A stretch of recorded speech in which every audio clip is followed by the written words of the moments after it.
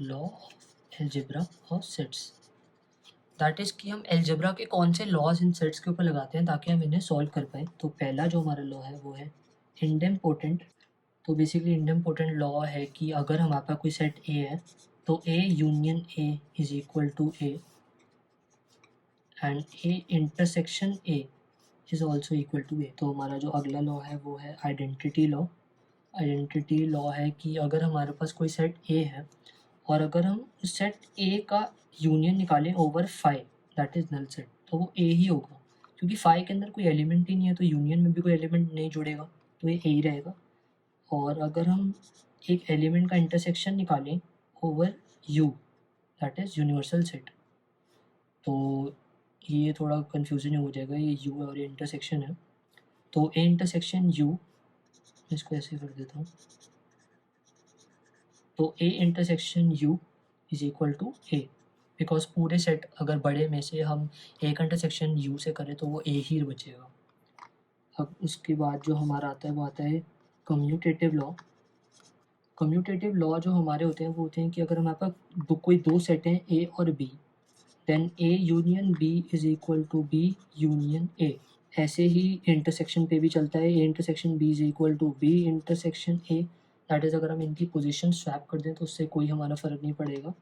और symmetric difference पे भी सेम चलेगा, B symmetric difference A. And जो अब हमारे पास एक्सेप्शंस हैं, हर लॉ की कुछ एक्सेप्शंस होती हैं, तो इस लॉ की एक्सेप्शन है कि a minus B is not equal to b minus A and a into B can not be equal to b into A. This multiplies Cartesian product of both the sets, ये मैं आगे बताऊंगा आपको। So now comes the fourth law, that is associative law.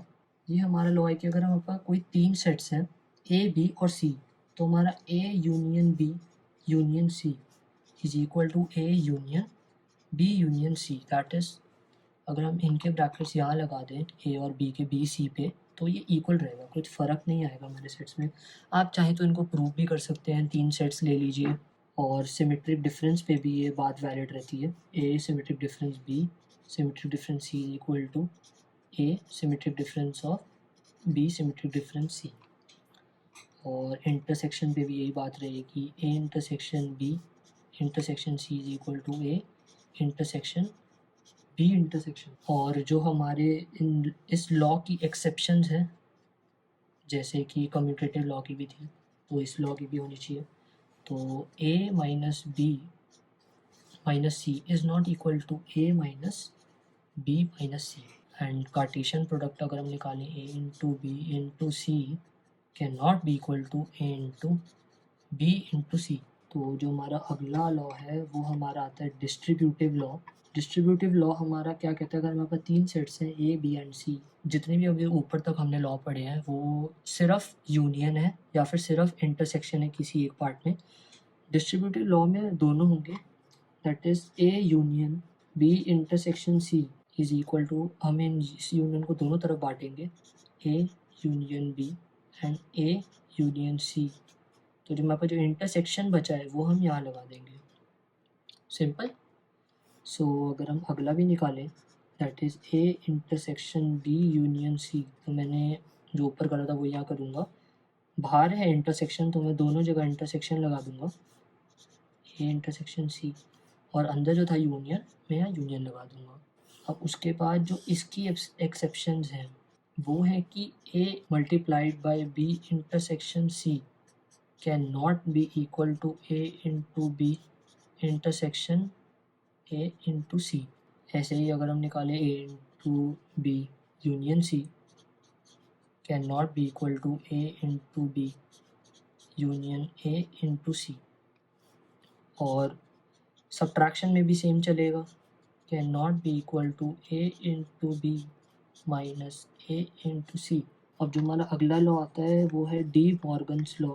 D Morgan's law जो हमारा है, मैं आपको इसकी एक सिंपल फॉर्म बताता हूँ, ब्रैकेट खोल दो और अंदर का साइन बदल दो। तो डी मॉर्गन लॉ जो हमारा है वो है कि ए यूनियन बी के बाहर अगर कॉम्प्लीमेंट है हमारा, तो जो अंदर हम जब ब्रैकेट खोल देंगे इस कॉम्प्लीमेंट को अंदर ले आएंगे तो होगा A complement intersection B complement. तो जैसा आपने देखा मैंने ब्रैकेट हटाया और अंदर का साइन चेंज कर दिया और कॉम्प्लीमेंट लगा दिया तो जो हमारा डी मॉर्गन लॉ का अगला है इंटरसेक्शन से रिलेटेड वो हमारा होगा A complement union B complement and A minus B union C is equal to, मैं ब्रैकेट खोल दूंगा और दोनों तरफ डिस्ट्रीब्यूट कर दूंगा A minus C and same हमारा होगा A minus B intersection C पे A minus B union A minus C and अब कुछ जो हमारे इम्पोर्टेंट थ्योरम्स है वो है कि A minus B is also represented as intersection B complement and अगर मान लीजिए आप A minus B is equal to आपको ए दे रखा है तो ये कब पॉसिबल होगा, जब बी सेट नल हुआ। इसका मतलब या तो फिर बी सेट नल होगा या फिर वो दोनों सेट्स डिसजॉइंट होंगे, इसका मतलब उनके बीच में कोई इंटरसेक्शन नहीं है। इसलिए हमने ए माइनस बी में सिर्फ ए के एलिमेंट्स लिए, बी के एलिमेंट्स है ही नहीं तो सब्ट्रैक्ट नहीं होंगे। So therefore A intersection B is equal to null set. Now जो हमारा अगला होगा वो है कि A minus B intersection B is equal to 5 और A minus B union B is equal to A union B. आप चाहें तो इसको प्रूव भी कर सकते हैं, मैं एक बार आपको करके दिखा देता हूँ। मैं इसको ऐसे भी लिख सकता हूँ इंटरसेक्शन बी और अब हम डिस्ट्रीब्यूटिव लॉ अगर लगा दें तो A intersection B intersection of B intersection B complement and किसी सेट और उसके कॉम्प्लीमेंट का अगर हम इंटरसेक्शन लें तो वो 5 ही होगा। तो ए इंटरसेक्शन बी इंटरसेक्शन 5 और अगर हम नल सेट के साथ कोई इंटरसेक्शन करें तो वो तो नल सेट ही होगा। सो ये नल सेट आ गया हमारा। अब हम अगर इसको लें union B is equal to A union B intersection of B complement union B.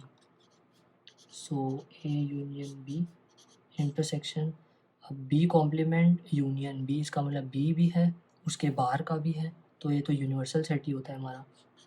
Universal में ऐसे लिखूंगा ताकि कंफ्यूजन ना हो। So A union B intersection of universal, universal से अगर हम कोई भी सेट का इंटरसेक्शन करें तो वो तो वही सेट आता है। तो ये आ गया हमारे पास A union B, hence proved दोनों।